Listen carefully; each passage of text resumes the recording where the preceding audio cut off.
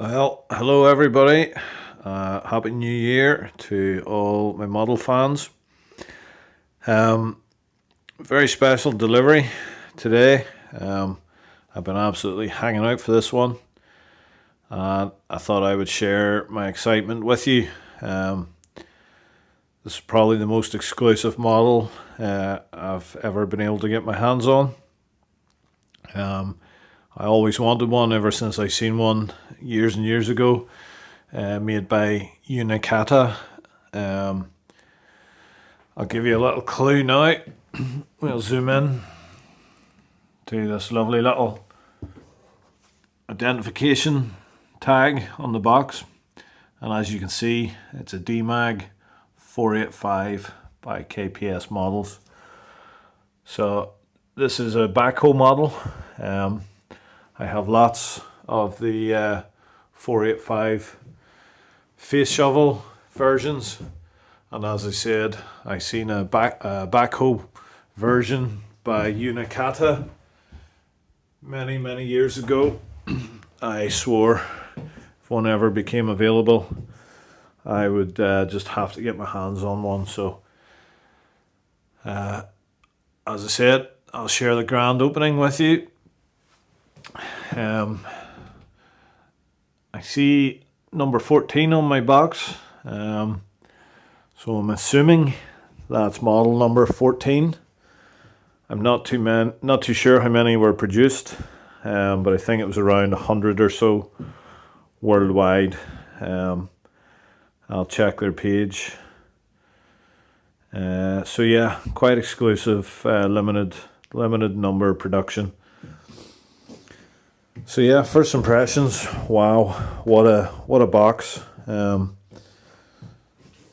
Nice, high quality, very strong shipping box. Very strong handle and heavy rivet construction. And as you've seen, a lovely little identification tag to give you a clue what's inside. As I said, I think it's number 14. It would have been really nice if this was engraved with the tag somewhere or alongside, just letting me know what number it is and how many were in the run. It was a very large part of the exclusivity of some of these models is knowing how many were produced worldwide and what your number is. I was very lucky. This is Laternu number 105 of 105 produced worldwide. So it's nice to know, as I said, what number it is and how many were produced. So yeah, the latch mechanism, nice and solid. It's like a wind down, extremely secure latch, and you can put a padlock on it if you've got kiddies in the house and you don't want them getting in. So yeah, I'll just use my other hand here to unlatch the mechanism.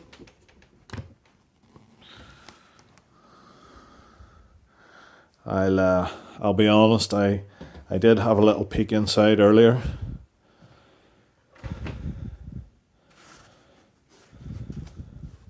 A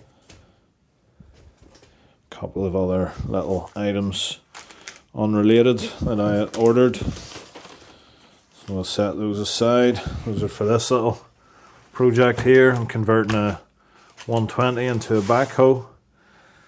So that's for that.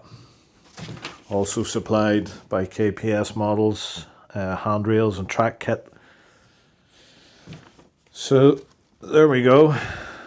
KPS models DEMAG 485, and it's a little sheet showing how to assemble the model.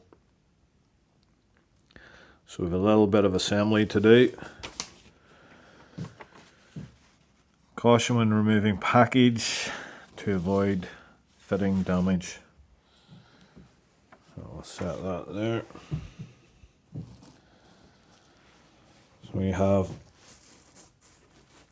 some foam packing. Always tricky doing this with one hand, trying to video with the other. I don't know where my beer assistant has gone.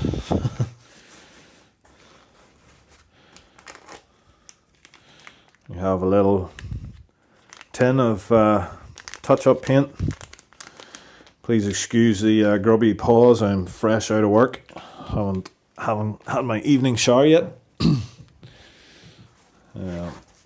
Anyway, onwards.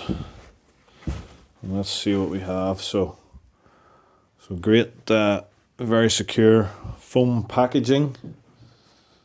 I'll just leave that there. And we have a visual.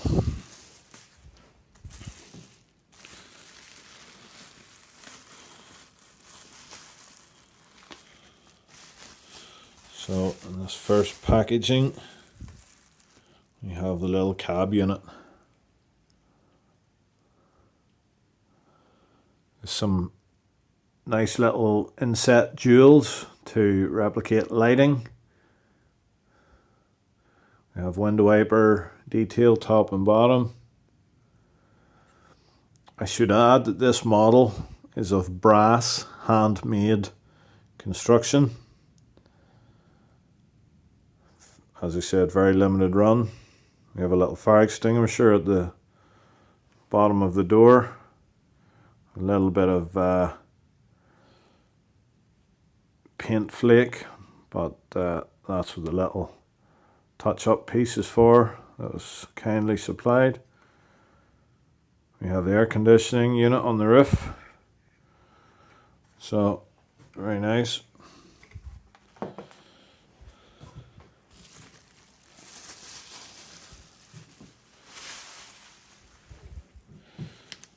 We have lovely little DEMAG crane unit.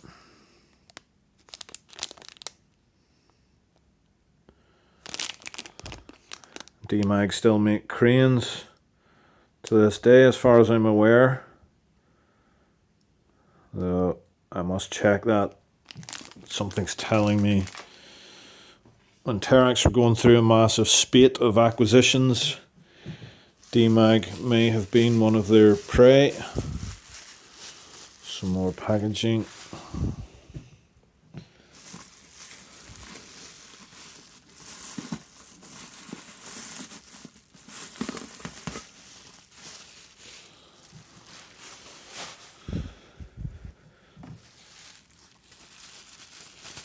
Some more packaging. We have some Master Link spare track pads and an Allen key.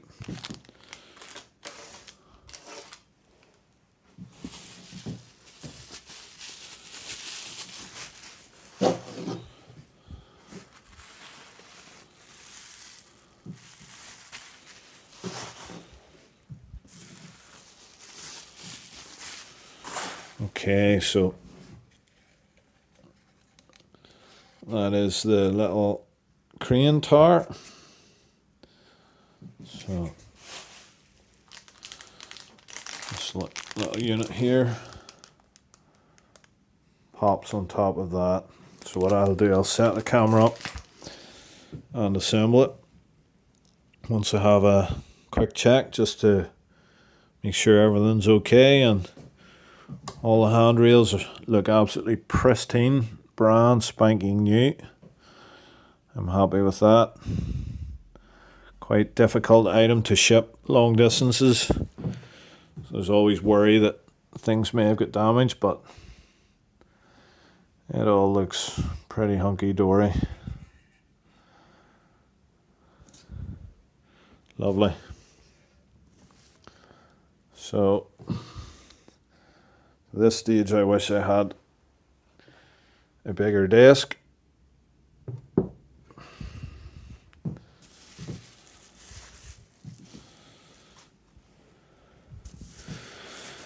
So that's as far as I've seen earlier, and Now we'll go down to the next level.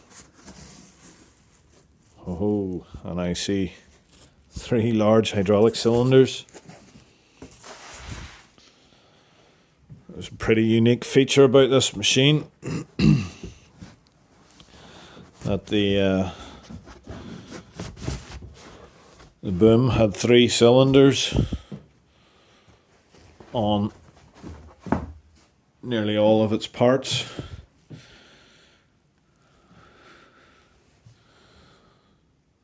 No, that's a lie. It has 3 dipper rams, 2 bucket rams, and 2 main lift rams.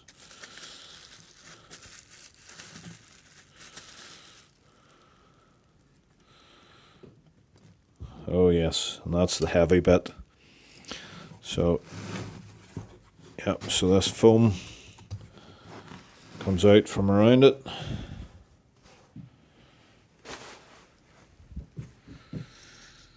And I can see some large cable ties down in there, so it has been very well secured.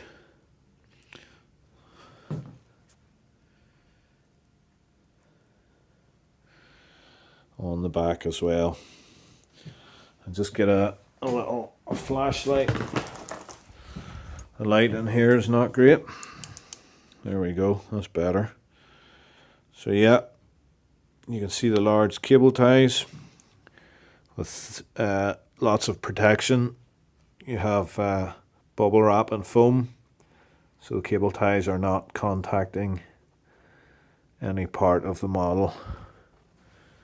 Some bubble wrap on the rear for the rear strap.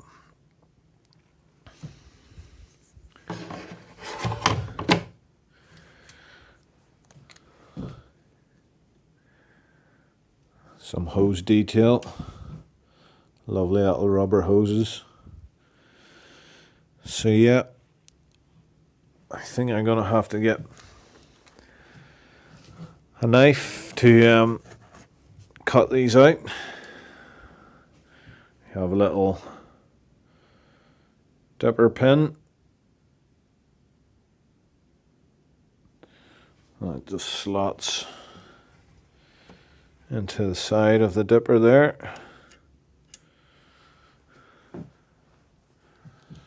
So yeah, I'll get a knife and release it.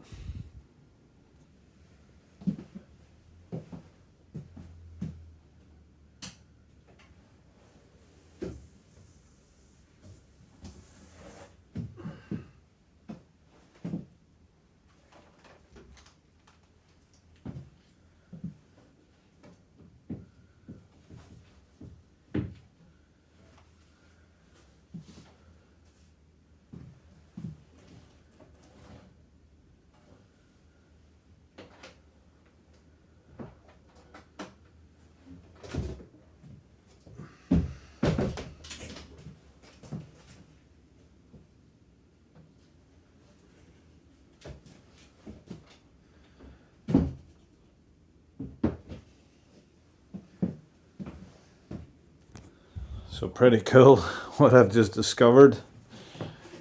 You see this odd screw here, and that correlates to an odd block in the bottom of the box. But I have a pretty good guess what that odd block is. It's a nice little block of white metal, and that is certainly going to be a counterweight.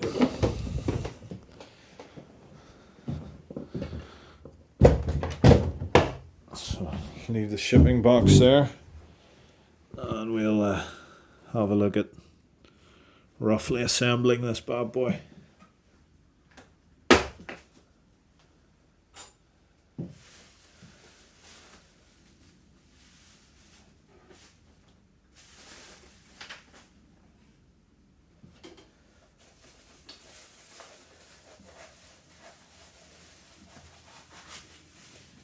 There we have it. You are free, my beauty. And I can't tell you right now just how heavy that base is. It's really incredible. Absolutely incredible, the weight.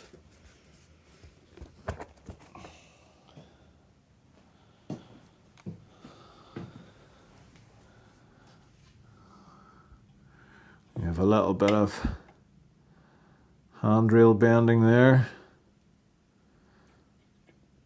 This came back fine.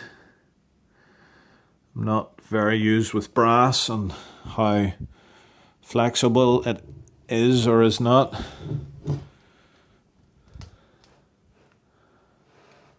But wow, the sheer weight of this is incredible. At this stage, I'm genuinely concerned about the strength of my shelves.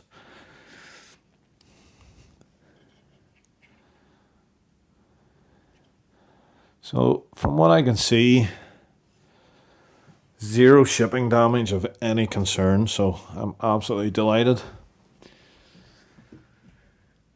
Absolutely delighted. In the base we have a lovely little decal, just confirming the model number, which as you can see is 14. So that's nice, that will always stay with the model. So the house,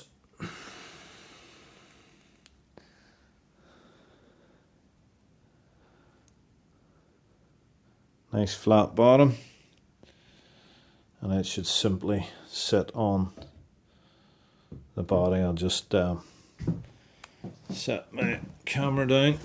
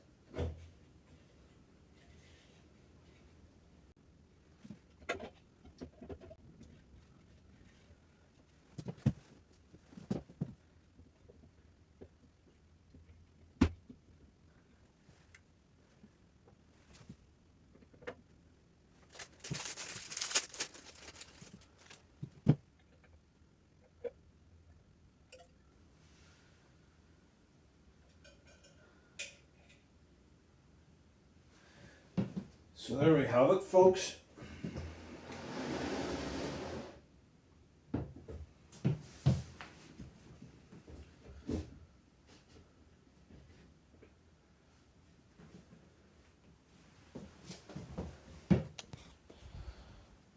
The glorious and equally monstrous 485 made for Saxonville coal.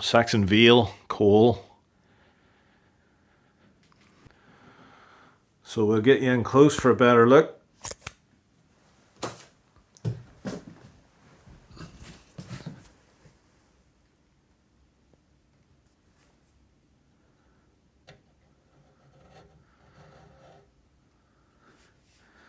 have a little access ladder.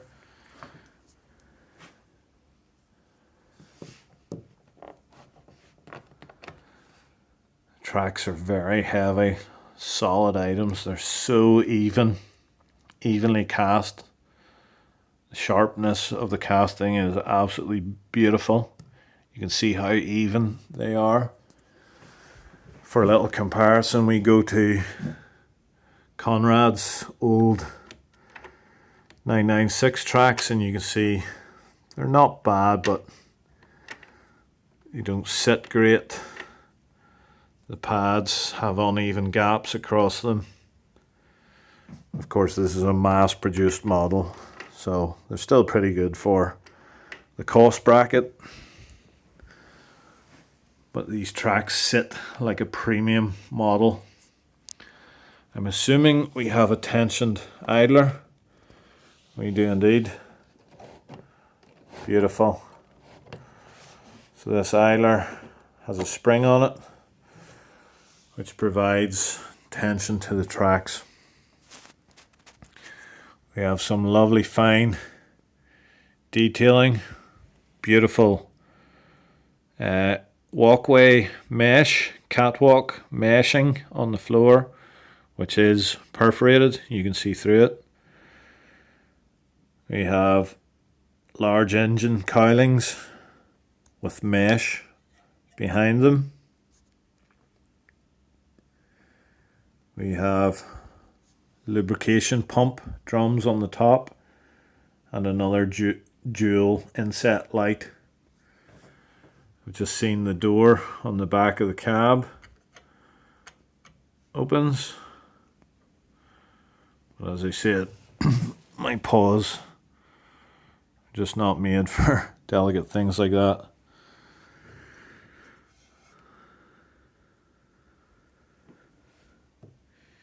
You can see the track motors and reduction drive gearboxes, the large planetary housings. You see the slew ring detail.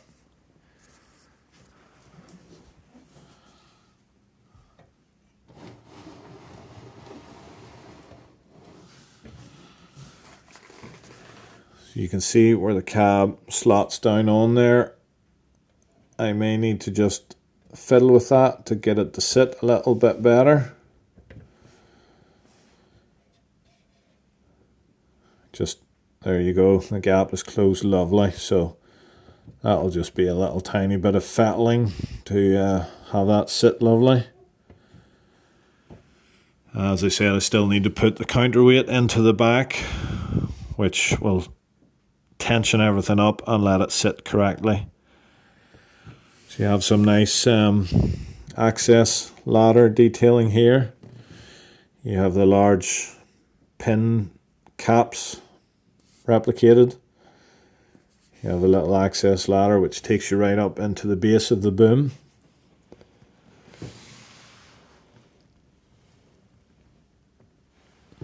The boom itself has lovely sharp lines. Hose connections from metal to rubber. The rubber hose is very nice, lovely soft material, very flexible. Nice sharp 485 decals.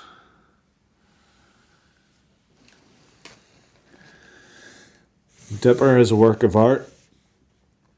You have the lifting lugs, which are used to put the dipper onto the machine in real life as it's being assembled. You can also see the lifting lugs on the bucket for the same purpose. The pin access holes. The DEMAG linkage always fascinated me. You can see how many rows of plates that the bucket linkage was made from. As I said, all brass and I think some white metal or pewter in places. I'm not too sure on that. I'll have to check their website. Check them out on Facebook is where I looked at their products, KPS models. Some nice hose detailing on the top.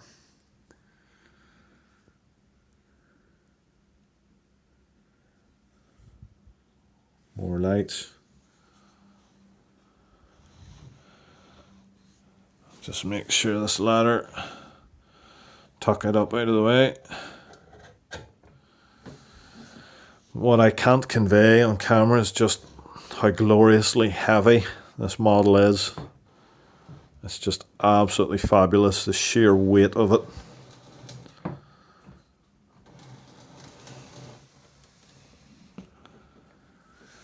The bucket itself is lovely. Some nice tooth detail and inside the bucket you have some wear plate detail. On the other side we have the massive exhausts and the silencer housing. Some more little dual lights, some lovely completely perforated cooling cowlings with mesh behind them.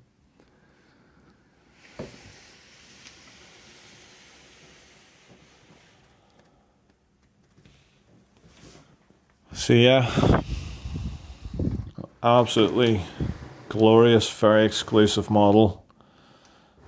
The rams are quite loose, which I really like. It's very easy to pose it and enjoy those lovely proportions that makes this model so appealing to me. As I said, a nice long dipper, which you just don't get on today's mining excavator.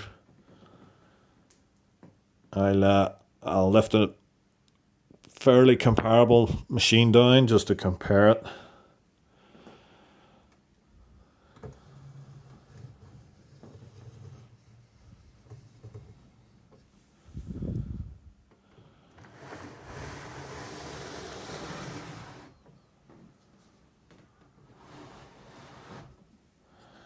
Some lovely detail in the back of this housing here. Appears to be a cooling fan motor on the back of a hydraulic cooler tower on that side. Lovely to have some inside detail like that. The little crane, as I was saying, the little maintenance crane. You have the little control pendant, which is nice touch. It's obviously very long, because if you imagine that would drop down into where the engines are, so the guys would work that from down inside.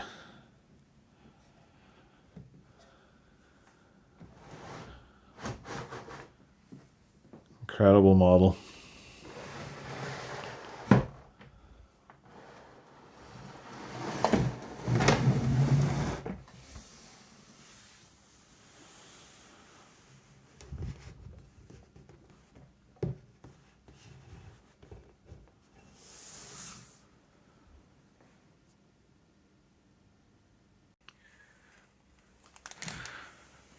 The little supplied Allen key. So I've just spotted the little Allen grub screws on the base of the hydraulic cylinders. So obviously you tighten these in order to position the boom in the air and pose it to your preference. Just a nice little touch.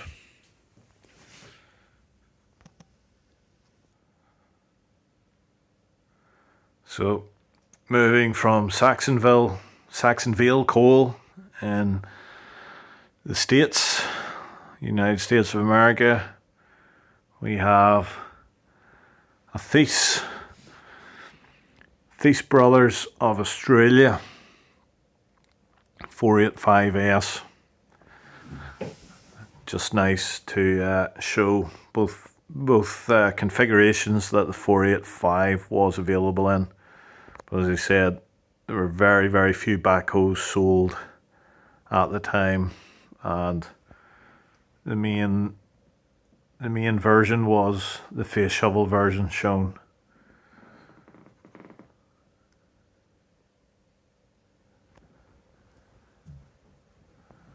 So there you have it. Absolutely stunning model. Very heavy materials,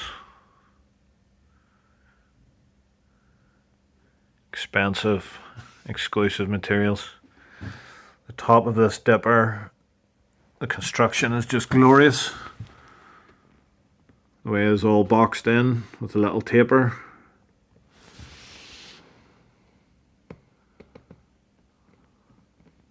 Just such a tidy piece of engineering from when this machine was made.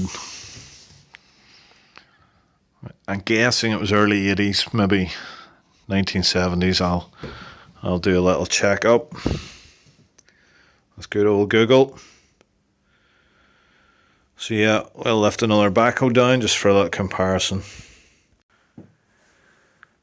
So there we have it. A little comparison with the Liebherr 996, one of the world's most popular mining excavators. Which you can see has quite a long main boom and a stubby little dipper. But that combination results in the same reach as the DEMAG with the longer dipper and shorter main boom.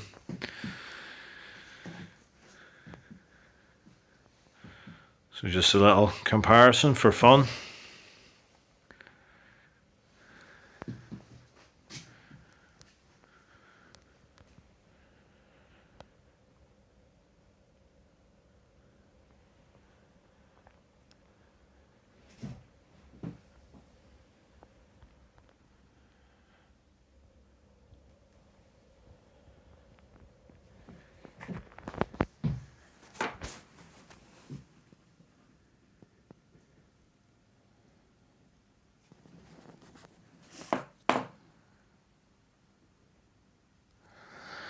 So yeah guys, that's just a little video of me receiving this very anticipated model. Sorry it wasn't very technical in details, years and years produced and weights of the machine and etc etc. I'll maybe do a bit of googling if I have time when I get home and put some numbers together for you. But yeah, as I said, that was a close-up look at this beautiful KPS H485 in brass, limited numbers, hand-built model. This probably represents the pinnacle of my collection. My other star model would be my OHS RH400, and as I said earlier, my Laternu 2350 by Assam. I have a few other beautiful models by I think it was Classic Construction Models, Classic Mint Collectibles. We have my only other brass model is this 5230. Again, an absolutely stunning model. So yeah, take a look at my playlist and you'll see some reviews of these models. If there's any you guys would really like to see a close-up look at, let me know in the comments. Let me know if you're a fan like me of this older equipment. I don't mind the modern stuff, but this 1970s and 80s machinery is my favourite with the sharp angular lines. Much prefer it to the modern electronic equipment. Let me know in the comments what your favourite era of machinery is. And yeah guys, that's it. Thanks for tuning in. Don't worry if you're not a model fan, you probably haven't watched this far, but as I said, check out my other videos. I have a lot of variety in my videos, from 4x4 off-roading, welding, engineering, repairs, tractors, all sorts of things. So I like to have something in there for everybody of heavy equipment background. So yeah guys, thanks for tuning in. Stay safe out there in this crazy world at the minute, and check back, or you can click the subscribe and the notification bell, and that'll let you know when I put a new video on. So yeah guys, until the next time, over and out.